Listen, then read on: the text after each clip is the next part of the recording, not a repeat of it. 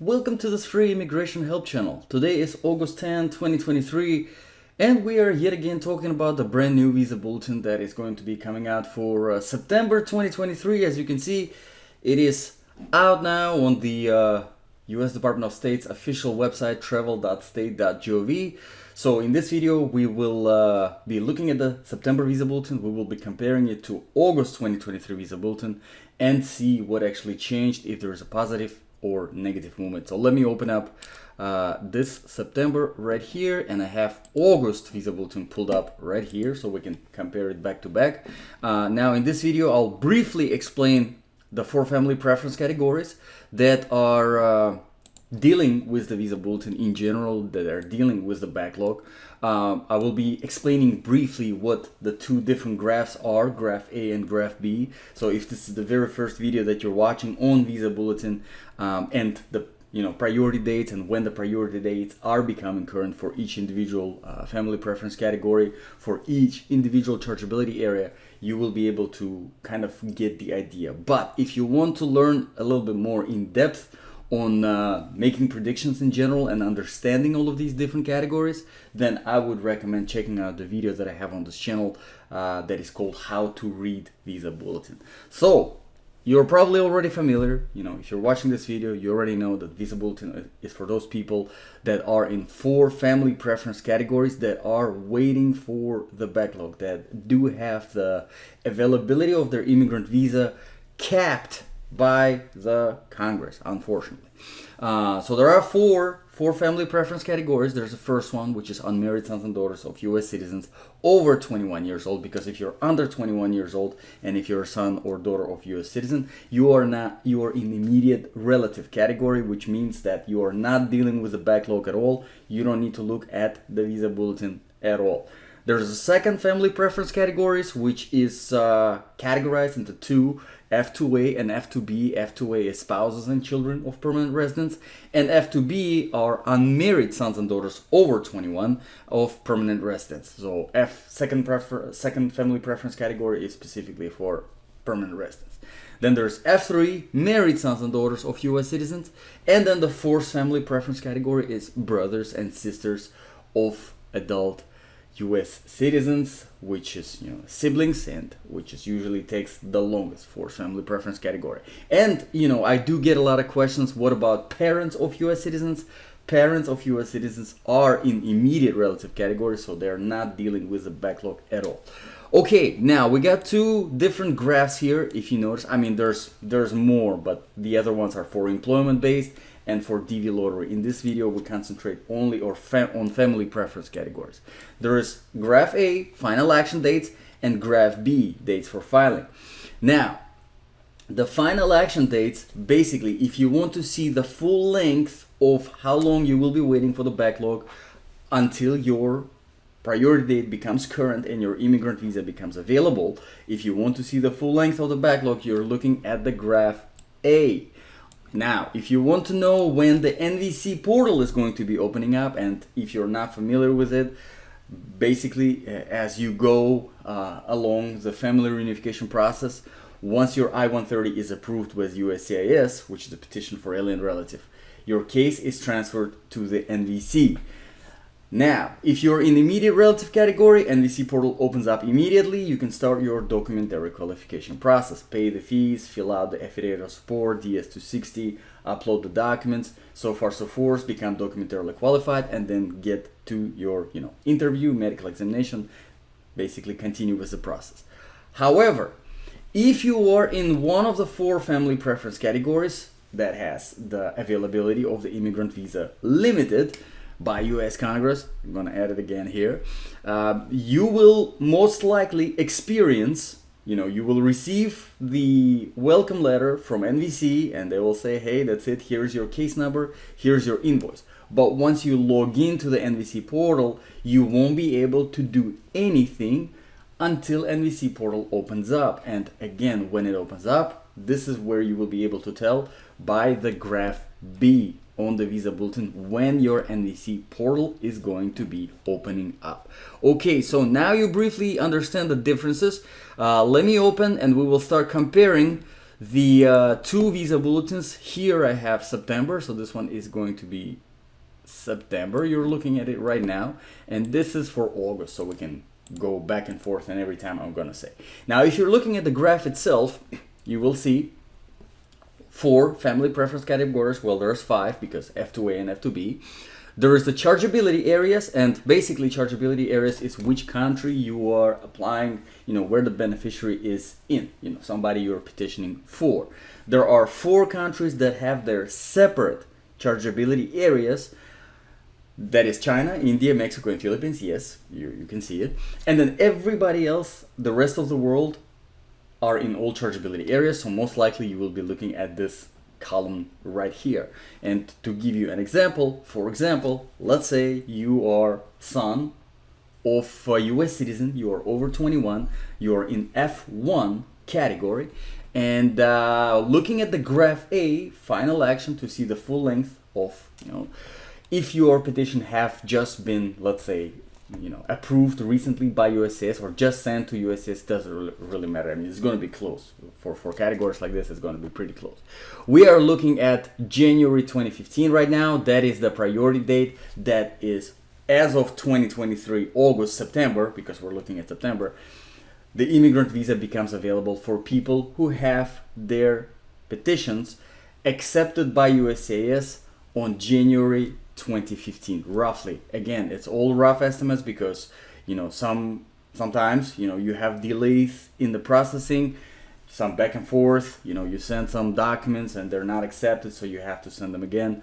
That of course can cause the delays, so rough estimate. And then again, visa bulletin changes, so next month it might be a little bit longer, next month it might be a little bit less, so keep that in mind. Okay, so now let's start finally the comparison and see what changed between August and September. So let's start with August. We're looking at graph A, final action dates.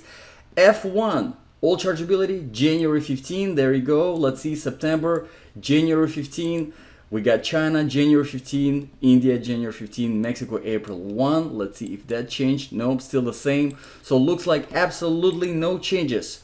No changes whatsoever for F1 on the graph A. So let's move on to F2A. I know a lot of people been kind of anxious about the F2A because we have seen some not very good movement. We've seen some retrogression, and retrogression is when the dates are moving backwards, which means that the backlog is accumulating on August 2023 visa bulletin. So let's look at the September. So this is August, which is showing October 17 for all chargeability areas except Mexico. Mexico is showing September 2016, so Mexico is about 1 year behind.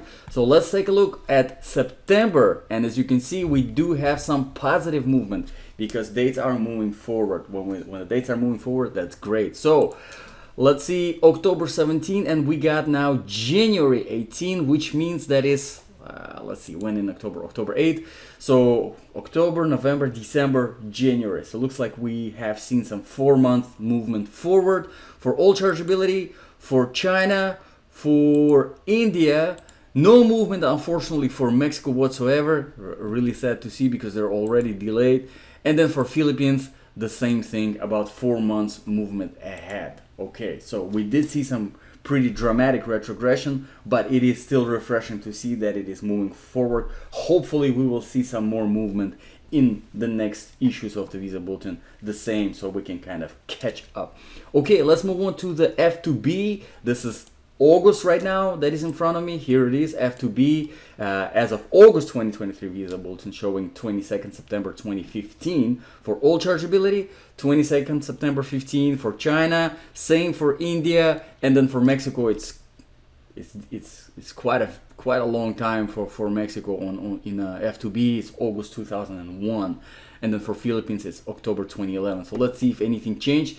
Here's the September visa bulletin, and it's the same thing for all chargeability, same thing for China, same thing for India, for Mexico. So looks like no changes for September visa bulletin for F2B whatsoever. F3, let's see if there's anything changes for F3. No changes for F3 whatsoever on any of the chargeability areas. And then F4, the same thing, absolutely no changes for F4. So it looks like the only changes that we saw on graph A, September visa bulletin, is the F2A category. We've seen some, and not for Mexico, but for everybody else. Unfortunate. Takes quite a long time for, you know, if you're petitioning for your relative in Mexico. It's really sad. Okay, let's move on to the graph B and talk about what changed on the graph B now in September Visa Bulletin. And again, graph B is when the NVC portal is opening up. So let's say, for example, in, you know, our above example, let's say you're in F1 category, son of a US citizen, and you're over 21, and let's say your case was already approved by USAS and it was transferred to NVC, and you're wondering when the NVC portal is going to be open so that you can start your documentary qualification process. If that's what you're wondering, not the availability of the immigrant visa, but when the NVC portal is going to open, you're going to be looking at the graph B, F1, and right now, this is September. As of September, which is kind of a month ahead, but as of September, it's going to be September 2017. So it's 6 years behind. So let's say if your priority date is, let's say, September 2020, you have about 3 more years before the NVC portal opens up. And again, it's a rough estimate, but that's what the Visa Bulletin is for, to make those rough estimates. So let me get this on the same level as this, and we're gonna look at the graph B now and see if there are any changes for F1 on the graph B. So here it is, what I'm looking at. All chargeability is September 2017. Now September, nothing changes, no changes for here, still September 17. Same thing for China, same thing for India. For Mexico, no changes, and for Philippines, no changes whatsoever. Looks like there's again some changes on F2A. As you can see, as of August 2023 Visa Bulletin, we see that it's current, which means when you see current, it means if it's graph B, it means that once the I-130 is, you know, approved and transferred to the NVC, NVC immediately opens up the portal, the full access to the portal to become documentarily qualified. You don't have to wait. That's what current means. And the same thing, if it's current on graph A, that means that once you're done with everything, with the documentary qualification and all that sort of stuff, in fact, once your I-130 is approved, your immigrant visa is already available and waiting for you to become documentarily qualified, do the medical examination, and do the interview. So, as you can see, as of August 2023 Visa Bulletin, F2A is showing current. However, on the September, we do have the date. It's still current because it's showing September 2023, which is going to be next month.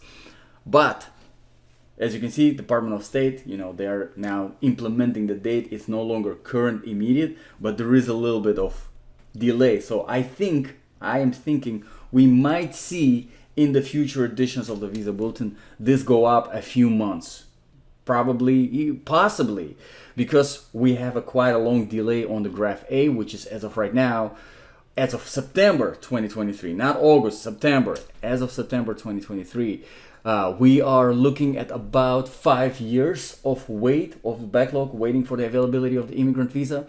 So I'm thinking that most likely on the graph B, we will see it go up, possibly up to 2 years, maybe even 3 years, because most of the times, whenever it comes to NVC portals and becoming documentarily qualified, NVC wants you to become documentarily qualified about 2 years, maybe a year and a half before the interview, so that all of the documents that you bring to the interview from the, to get your immigrant visa, they are as fresh as possible after documentary qualification, because that's the documents that they will require you to bring, if that makes sense. So that's why I think we're seeing now the numbers here, and it's no longer current, but I think these numbers will go up. Will not go up in a good way, actually go down in a negative way, retrogress on the graph B as well. Okay, so that's really the update on the graph B. Let's see if there's anything else for anybody else. Let's see F2B. We're showing January 17, January 17, January 17, and then August 4 for Mexico, and Philippines is October 13. Let's see if there are any changes for graph B. January 17, 17, 17, August 4, and October 13. So no changes for F2B. F3, we're looking at the August 2023 Visa Bulletin. Let's compare it to September, March 10, March 10, March 10, June 1st, and then November 3. So no changes for F3. Let's see if there's any changes for F4. Let's take a look. This is September. This is August right here. Let me highlight this instead. I think there might not be any changes, but there you go. Here's August, March 2008, March 2008, February 06, April 01 for Mexico. Same thing, April 01, Mexico here, no changes. And then 22nd April 04, 22nd April 04. So looks like on the September visa bulletin, the only changes that we see are for F2A category. Now, these are quite positive changes. So I know if you're not in the F2A category, then it doesn't seem like much, but it's nice to see positive changes for whoever it is, even if it's not for your category. It's still nice to see that something is moving ahead. Instead of things retrogressing and becoming worse, something at least is moving ahead. Now, don't get me wrong, because we've seen some really negative movement on August 2023 visa bulletin, it still is a retrogression overall, because it retrogressed more than 4 months that we see now kind of catching up. But again, the only thing that we can do is monitor visa bulletin each month. The new one comes up, and on this channel, that's why I'm doing these videos, with a little bit of introduction. Hopefully people, as many people as, if you're involved with family reunification, in general, immigration process, then I think it's very important to understand the visa bulletin yourself, so that you can monitor, so that you can compare, and anytime you have some kind of question, concern, you can stay on top of it and check it for yourself. So thank you very much for watching. Hopefully this was helpful. If you have any questions on how to read the visa bulletin, or if you want to get a rough estimate for your case, let me know your priority date, let me know your chargeability area, and let me know your family preference category. And I do answering questions videos, Q&A videos. That's what they are, Q&A videos on this channel almost every day. So I will definitely get to it, and I will definitely answer. So thank you very much for watching.